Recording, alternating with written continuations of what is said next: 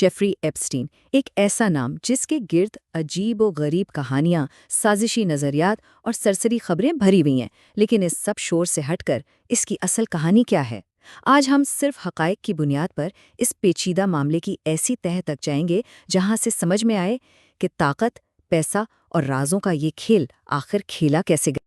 सोचिए, एक शख्स, दुनिया के सबसे ताकतवर लोग उसके दोस्त, और वो राज जो शायद वो अपने साथ ही ले गया। आखिर जेफरी एप्स्टीन की पूरी कहानी है क्या? इस कहानी को समझने के लिए हमें एक फर्द से आगे देखना होगा। जैसा कि इस मामले से जुड़े ज़राए बताते हैं, ये केस एक फर्द से ज़्यादा ताकत, पैसे और एक कमज़ोर निज़ाम इंसाफ की कहानी है। और यही वो नुक्ता है, यही वो एंगल है जो इस पूरे मामले की असलियत को बेनकाब करता है। तो चलिए शुरुआत करते हैं उसी एक शख्स से, जेफरी एप्स्टीन। आखिर ये था कौन और कहाँ से आया? देखिए, एप्स्टीन का उरूज किसी मामले से कम नहीं है। 1953 में एक बिल्कुल आम से ख़ानदान में पैदा होने वाला ये शख्स 70s की दिहाई में एक टीचर से सीधा हाई फाइनेंस की दुनिया में जा पहुंचा। 80s और 90s तक उसकी दौलत और असर और रसूख में ऐसी तेज़ी से इजाफा हुआ कि यकीन करना मुश्किल है। लेकिन ये पैसा आ कहाँ से रहा था? ये हमेशा एक राज ही रहा। और इसी राज के साए में 90s के आखिर में उसके खिलाफ जिनसी इस्तेसाल के पहले संगीन इल्ज़ामात भी सामने आने लगे। और ये इल्ज़ामात सिर्फ ज़ाती जुराइम के नहीं थे, बल्कि एक पूरे मुन्नज़म नेटवर्क के थे। कम उम्र लड़कियों को जिनसी हरकतों के लिए भर्ती किया जाता था, और ये एक बाकायदा सेक्स ट्रैफिकिंग का निज़ाम था, जिसके ज़रिए इल्ज़ामात के मुताबिक मुतासरीन को दूसरे ताकतवर लोगों तक भी पहुंचाया जाता था। लेकिन ये सब एप्स्टीन अकेले नहीं कर रहा था।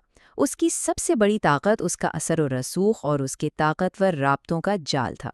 अक्सर लोग एप्स्टीन फाइल्स की बात करते हैं, लेकिन ये असल में हैं क्या?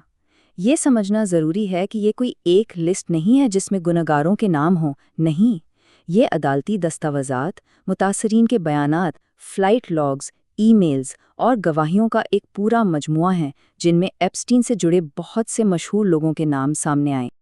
और यही वो पॉइंट है जो इस मामले को पेचीदा बनाता है।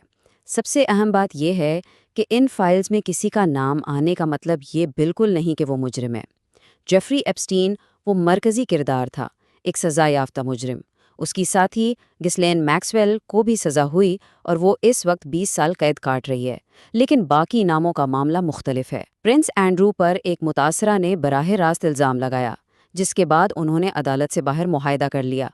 बिल क्लिंटन ने एप्स्टीन के जहाज़ पर सफ़र किया, लेकिन उन पर कोई फ़र्द जुर्म आयद नहीं हुआ। इसी तरह डोनाल्ड ट्रंप के भी माजी में समाजी ताल्लुकात थे, लेकिन उन पर भी कोई जुर्म साबित नहीं हुआ। तो इतने संगीन इल्ज़ामात और इतने ताकतवर नामों के बावजूद एप्स्टीन कई दहाइयों तक कानून की गिरफ्त से बच कैसे गया? ये सवाल हमें कहानी के सबसे तारीख पहलू की तरफ ले जाता है, इंसाफ का नाकाम निज़ाम। ज़रा 2008 की बात करते हैं। फ्लोरिडा में एप्स्टीन को संगीन इल्ज़ामात का सामना था। दर्जनों मुतासरीन सामने आए, FBI के पास ठोस सबूत थे और उस पर वफाकी सतह पर सेक्स ट्रैफिकिंग का इल्ज़ाम था। यानी केस बहुत मजबूत था। लेकिन इस सब का नतीजा क्या निकला?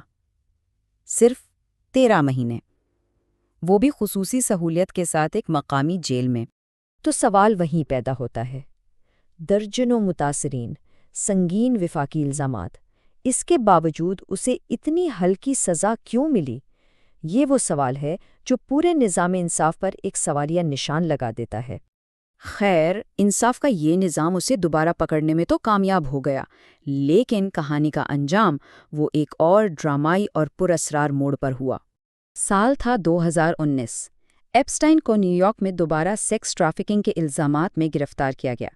इस बार उसे ज़मानत के बगैर रखा गया। उसे उम्र कैद का सामना था, यानी उसके ताकतवर साथियों के लिए खतरा बढ़ चुका था। और फिर 10 अगस्त 2019 को वो अपनी जेल की कोठरी में मुर्दा पाया गया। सरकारी तौर पर इसकी मौत को खुदकुशी करार दिया गया, लेकिन जो हालात थे वो बेहद मशकूक थे। सिक्योरिटी कैमरास खराब थे, जेल के गार्ड सो रहे थे और उसे मौत से कुछ ही दिन पहले खुदकुशी की निगरानी से हटाया गया था।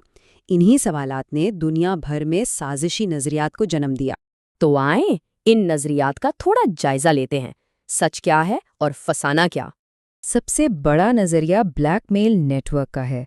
اس کا مطلب یہ ہے کہ کیا ایپسٹین صرف ایک جنسی اسمگلر تھا یا وہ جان بوجھ کر ایک نظام کے تحت طاقتور لوگوں کے خلاف قابل اعتراض مواد، ویڈیوز، تصاویر، معلومات جمع کر رہا تھا تاکہ انہیں بلیک میل کر سکے، انہیں اپنے کنٹرول میں رکھ سکے؟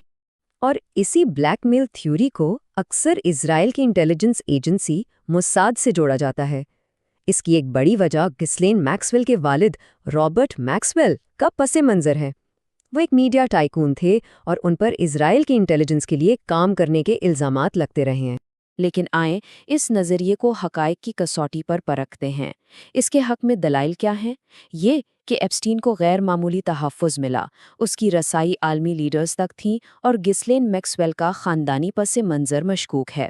لیکن حقیقت یہ ہے کہ اس کا کوئی دستاویزی یا قانونی ثبوت موجود نہیں ہے، نہ تو کسی امریکی اور نہ ہی اسرائیلی ایجنسی نے اس کی تصدیق کی ہے، اور موت کی سرکاری وجہ اب بھی خودکشی اور جیل کی غفلت ہی ہے۔ یہ سب ہمیں کہانی کے اصل مرکز کی طرف واپس لاتا ہے۔ اصل کہانی، متاثرین اور ان کے سوالات۔ سازشی نظریات اور مشہور ناموں کی چکا چوند میں ہم اکثر اصل سچ بھول جاتے ہیں۔ اس کہانی کی حقیقی متاثرین وہ درجنوں نوجوان لڑکیاں ہیں جن کی زندگیاں ہمیشہ کے لیے تباہ ہو گئیں۔ نظام انصاف نے انہیں بار بار مایوس کیا۔ میڈیا کی توجہ طاقتوروں پر رہی جبکہ ان کی کہانیاں نظر انداز کر دی گئیں۔ ان کے لیے مکمل انصاف آج بھی ایک ادھورا خواب ہے۔ اور یہ پورا کیس ہمیں ایک آخری بہت گہرے سوال پہ چھوڑ جاتا ہے۔ اس معاشرے کا کیا بنتا ہے جہاں انصاف بکاؤ ہو؟